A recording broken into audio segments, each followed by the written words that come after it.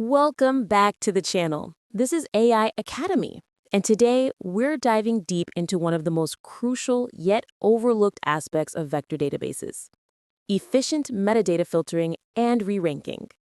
If you're working with RAG systems, semantic search, or any vector-based application, this video will transform how you think about query performance and result quality. By the end of this video, you'll understand exactly how to implement lightning-fast metadata filtering, when to use pre-filter versus post-filter strategies, and how to leverage re-ranking to dramatically improve your search results. Plus, I'll show you real production code examples that you can use immediately. Let's jump right in. Let's start with the fundamentals. Metadata filtering in vector search is like adding GPS coordinates to your semantic search.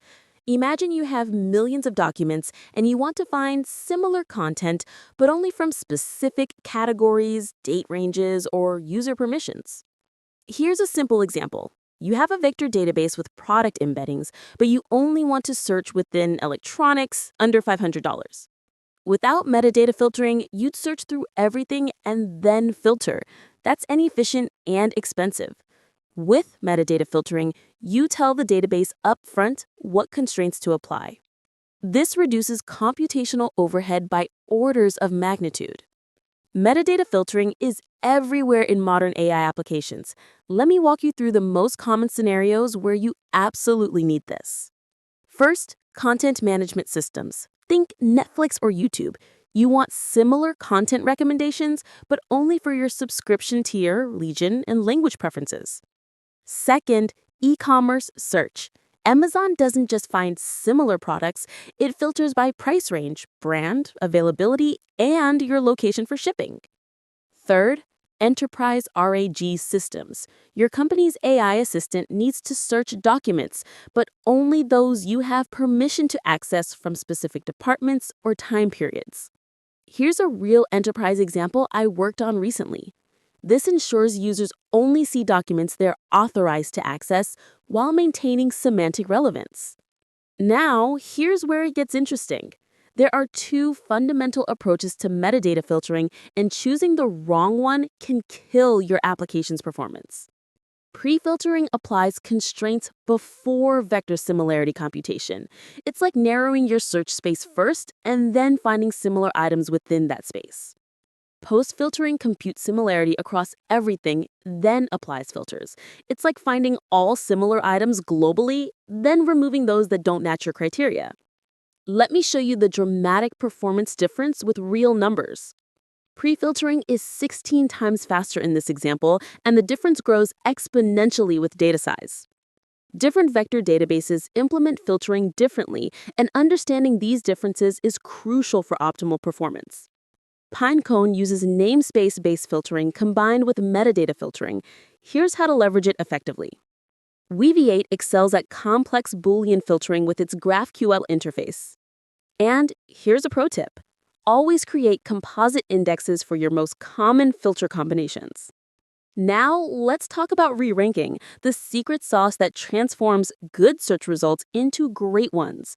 Re-ranking is like having an expert reviewer who takes your initial search results and reorganizes them based on additional criteria that pure vector similarity might miss. Here's why you need it. Vector similarity captures semantic meaning well, but it might miss business logic, user preferences, or contextual relevance. Re-ranking bridges that gap. Imagine searching for best laptops for programming. Vector search might return highly similar documents, but re-ranking can prioritize based on recency, user ratings, or your specific programming languages. This simple re-ranking function can dramatically improve result relevance. Let's dive into the advanced strategies that separate amateur implementations from production-ready systems. First, multi-stage re-ranking. Don't try to do everything in one pass. Start with fast, lightweight signals, then apply expensive models only to top candidates. Second, feature engineering for re-ranking. Combine multiple signals intelligently. Third, learning to rank models. Use machine learning to automatically optimize your ranking function. Let's put it all together with a complete RAG pipeline that showcases both efficient metadata filtering and intelligent re-ranking. This is production-ready code that you can adapt for your own projects. This pipeline combines everything we've discussed: efficient pre-filtering, intelligent re-ranking, and seamless integration with LLM generation. The beauty is that it scales to millions of documents while maintaining sub-second response times. Before you implement these techniques in production, let's talk about the real-world trade-offs and optimization strategies that will save you from costly mistakes. First, the accuracy versus speed trade-off. Second, cost optimization strategies.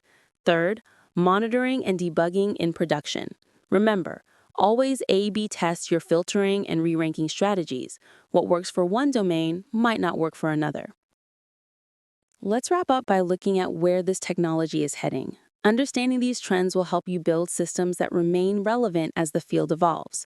First, learned sparse retrieval is emerging as a hybrid approach that combines the best of dense and sparse methods. Second, contextual re-ranking with large language models. Third, automated filter learning. The future is systems that automatically learn optimal filtering strategies from user behavior. These advances will make vector search even more powerful and accessible to non-experts. All right, let's wrap this up. We've covered a ton of ground today, from the fundamentals of metadata filtering to advanced re-ranking strategies and production-ready implementations. Key takeaways: always use pre-filtering when possible. It's dramatically more efficient than post-filtering. Implement multi-stage re-ranking to balance speed and accuracy. And most importantly, monitor and iterate on your approach based on real user feedback. If you found this video helpful, smash that like button and subscribe for more deep dives into AI engineering. Drop a comment below with your own experiences implementing vector search. I read every single one and often feature great insights in future videos. Until next time, keep building amazing AI systems, and I'll see you in the next one.